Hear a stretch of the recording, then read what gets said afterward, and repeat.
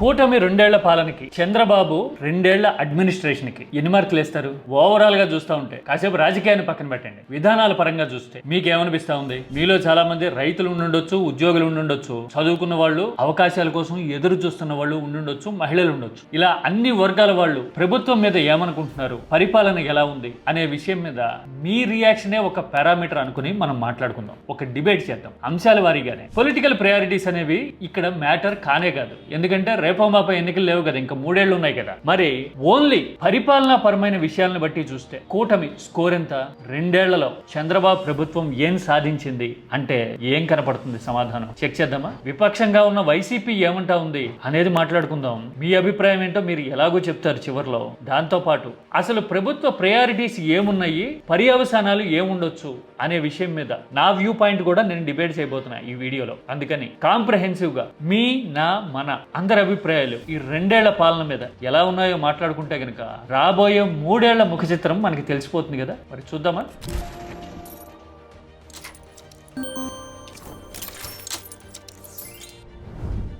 జగన్ 2 ఏళ్ల పాలన మీద పోరాడాలా, వైఫల్యాల మీద నిలదీయాలా? ప్రజలకు చంద్రబాబు పొడిచిన వెన్నుపోట్లను వివరిస్తూ 2వ ఏడాది చంద్రబాబు నాయుడు గారి పాలన మీద నిరసన తెలుపుతూ ర్యాలీలు గొప్పగా జరగాలి అంటూ పిలుపునివ్వడమే కాదు, ఇలా ఒక బుక్లెట్ కూడా రిలీజ్ చేశారు కదా. రిలీజ్ చేయగానే మేము మహానాడు జరుపుకుని పండగ ఉత్సాహంలో ఉన్నాం కాబట్టి ఆ పండగని స్పాయిల్ చేయడానికి జగన్ ఇలాంటి అటెంప్ట్స్ చేశారు అని Chandrababu within no time react అయ్యారు కదా. పసుపు పండుగ ఈ రోజు ఏదో మీటింగ్ పెట్టుకొని దీన్ని డైవర్ట్ చేయాలనుకుంటే అంటే అర్థమేంటి? జగన్ పిలుపునిచ్చాడు, ఆ పిలుపు ప్రభావం చూపించింది అని అనుకోవాలా? సరే, రాజకీయ ఈక్వేషన్స్ కంటే కూడా సబ్స్టాన్స్ గురించి, సబ్జెక్ట్ గురించి మాట్లాడుకుందాం అని అన్నా కదా. మరి ఏ అంశాల వారీగా జగన్ చర్చ జరగాలంటున్నారు? ఇదిగో చూడండి, ఆ బుక్లెట్ లోనే ఒక 6-7 విషయాలు ప్రస్తావించారు. నేను 1 by 1 చూపిస్తున్నా చూడండి. ఆడబిడ్డ నిధి అసలు ఇయ్యలేదు, నిరుద్యోగ భృతి అమలు చేసింది లేదు, 50 ఏళ్లకే పెన్షన్ అన్నారు, ఇప్పటి వరకు రాలేదు, తల్లికి వందనం అంటే అంతకు ముందున్న అమ్మ ఒడి పథకాన్ని కొంతవరకు కంటిన్యూ చేస్తున్న పరిస్థితి ఉంది, ఫ్రీ బస్ అన్నారు, అది కూడా కొన్ని బస్సుల్లోనే తెచ్చారు, ఇప్పుడు కొర్రీలు పెడతారేమో ఎలక్ట్రిక్ బస్సుల పేరుతో అనే డిబేట్ జరుగుతూ ఉంది. సరే, ఇది హైపోథెటికల్ అయినా కానీ డిబేట్ ఉంది అని చెప్పడం ఉద్దేశం. ఆ తర్వాత దీపం పథకానికి సంబంధించి కొంతవరకు ఇంప్లిమెంట్ చేస్తున్నాము అని చెప్తున్నా కానీ గ్యాస్ కొరత ఉంది అని ప్రస్తావించడాన్ని బట్టి చూస్తే ముందు ఎలా ఉండొచ్చు అనే సందేహాలు ఉన్నాయి కదా. ఇక అన్నదాత సుఖీభవాకి సంబంధించి కూడా చాలా క్వశ్చన్స్ ఉన్నాయి కదా. కేంద్రం ఇచ్చేది కాకుండా 20,000 అదనంగా ఇస్తాము అని చంద్రబాబు ప్రచారం చేశారు అని రీసెంట్ ప్రెస్ మీట్ లో కూడా జగన్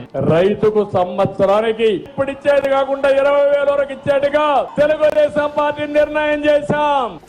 నోరు తెరిస్తే అబద్ధాలు ఇలాగా వీడియో వేసి మరీ క్వశ్చన్ చేయడం చూసాం కదా. అంటే ఒక 6-7 అంశాల ఆధారంగా చూస్తే కొన్ని పార్షియల్ గా అమలవుతున్న విధానాలు కనబడుతున్నాయి. ఏది దీపం గాని, అమ్మఒడి లాంటి పథకాలు గాని. మిగతావైతే ఏది ఆడబిడ్డ నిధి, నిరుద్యోగ భృతి, 50 ఏళ్ల పెన్షన్ లాంటివి అయితే ఇప్పటి వరకు అమలే జరగలేదు కదా. కానీ చంద్రబాబు మాత్రం ఇప్పుడు కాదు, ఎప్పుడోనే చెప్పేశారు కదా, సూపర్ 6 అమలు అయిపోయింది.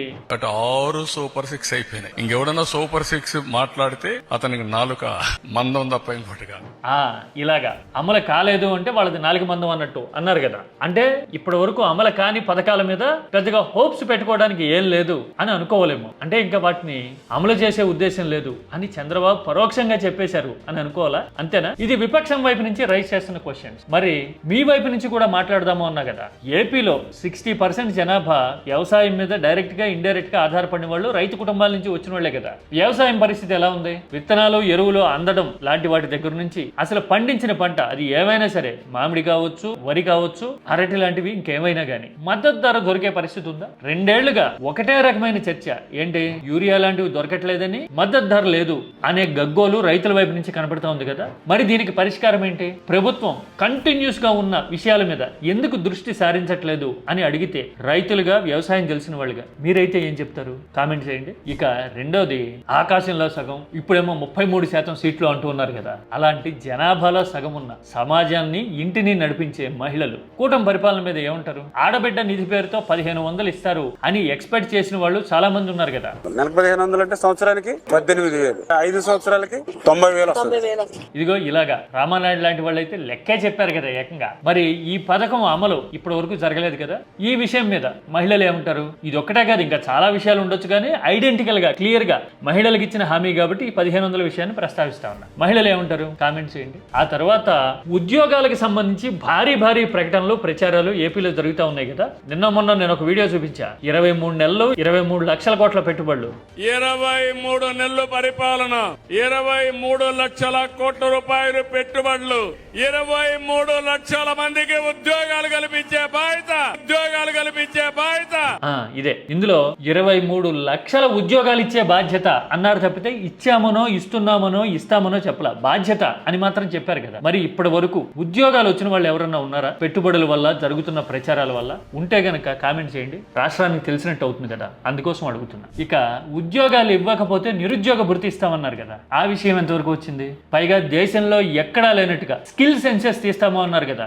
Exactly 8 to 9 months will complete skill census, first of its kind in the world. అంటే కుర్రకారు ఇంటర్ చదివారా, డిగ్రీ చదివారా, ఇంజనీరింగ్ చదివారా, ఎడ్యుకేషనల్ క్వాలిఫికేషన్ ఏంటి, వాళ్ళకి ఎలాంటి అవకాశాలు కల్పించవచ్చు అనేది ప్రత్యేకంగా ప్రభుత్వం తరపున డిరైవ్ చేయడానికి, కంపెనీలకి పారిశ్రామిక సంస్థలకి రికమెండ్ చేయడానికి స్కిల్ సెన్సెస్ ఇస్తాము, స్కిల్ ట్రైనింగ్ ఇస్తాము అని చెప్పున్నారు కదా. మరి అలాంటి ప్రొసీజర్ ఏమైనా మొదలైందా ఎక్కడన్నా? మొదలైతే గనక ఆ ప్రొసీజర్ వల్ల, స్కిల్ సెన్సెస్ వల్ల ఎవరికైనా మేలు జరుగుంటే గనక ఆ వివరాలు కూడా చెప్పండి. సో దట్ ఆ సమాచారం మిగతా వాళ్ళకి వెళ్తుంది కదా. అంటే యువత కూడా స్పందించాల్సిన అవసరం ఉంది కదా. ఈ 3 వర్గాలే కాదు, రైతులు, మహిళలు, యువతే కాదు, మిగతా వాళ్ళు ఎవరైనా సరే ప్రభుత్వం వల్ల మేలు జరుగుంటే జరిగింది అని చెప్పండి.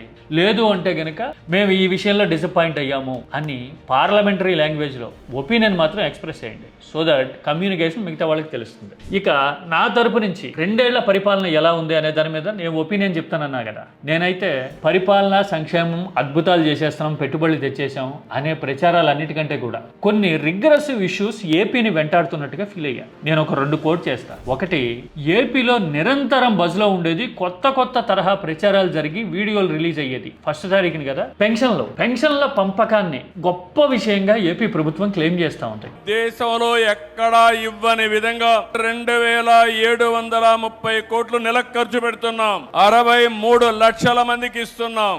దేశంలో ఎక్కడా లేని విధంగా ఇదిగో ఇలా 1000 కోట్లు పెన్షన్లకు పంచిపెడుతున్నాం అని చెప్తూ ఉంది. నిజంగా ఇది రిగ్రెసివ్ ట్రెండ్. ఎందుకని ఇలా అంటున్నా? నేనేమన్నా పెన్షన్లకు వ్యతిరేకమా? కానే కాదు. సామాజిక పెన్షన్లు అనేవి ప్రభుత్వ బాధ్యత.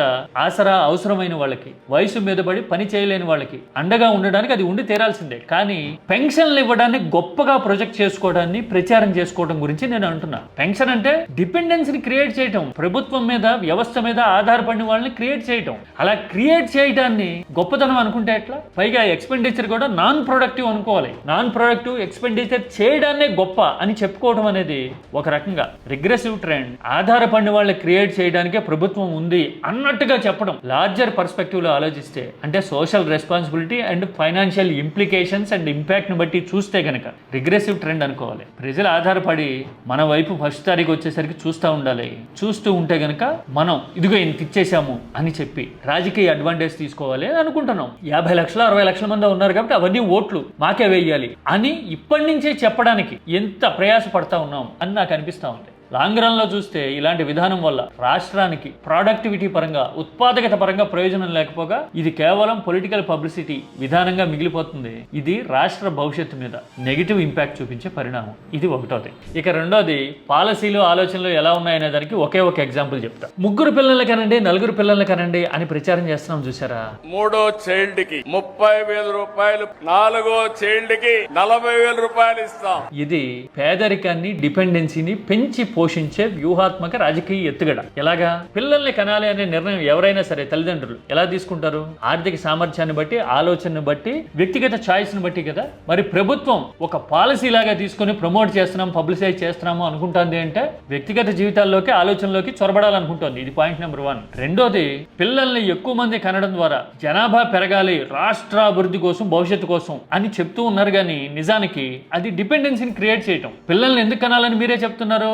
30,000 40,000 ఇస్తాం కాబట్టి 3వ 4వ సంతానాలు కనాలి అంటున్నారు కదా. అంటే మీరు ఇస్తారు అని చెప్పి వాళ్ళు కనాలన్నమాట. అంటే మీ మీద ఆధారపడే జనాభాని పెంచుకోవాలి అని చూస్తున్నారు మీరు. తద్వారా డిపెండెన్సీని, పేదరికాన్ని పెంచాలనుకుంటున్నారు మీరు. ఇది జనం జీవితాలని పావర్టీ లైన్ దిగువకి నెట్టేస్తుంది. మోడీ గవర్నమెంట్ జమానాలో చాలా మంది 20% మందో 21% మందో పావర్టీ లైన్ కి పైకి వచ్చేసారని ప్రచారం చేస్తుండొచ్చు కాక పారామీటర్లు మార్చి, కానీ జీవితాల్ని వెనక్కి నెట్టేసే చర్య ఇది అని అనిపిస్తా ఉంది. అంటే వ్యక్తిగత ఛాయిస్లతోనూ నిర్ణయాలతోనూ జీవితాల్లో కూడా రాజకీయ జోక్యాన్ని పెంచి, పబ్లిసిటీ మోడల్ని డిరైవ్ చేసి, పేదరికాన్ని పెంచి ప్రభుత్వం వైపు నోరెళ్లబెట్టి చూసే జనాభా శాతాన్ని మనం పెంచాలనుకుంటున్నాం. I'm sorry to say this, కానీ ఇది హార్డ్ కోర్ రియాలిటీ కదా. పైగా మహిళల హక్కుల్ని హరించడం ఇది అని బృందాకారత్ లాంటి వాళ్ళు అన్నారు. The reproductive rights of a woman, using it for your political policies. చూశారు కదా, ఇలాగా ఒక రకంగా డిపెండెన్సీని క్రియేట్ చేస్తున్నాము.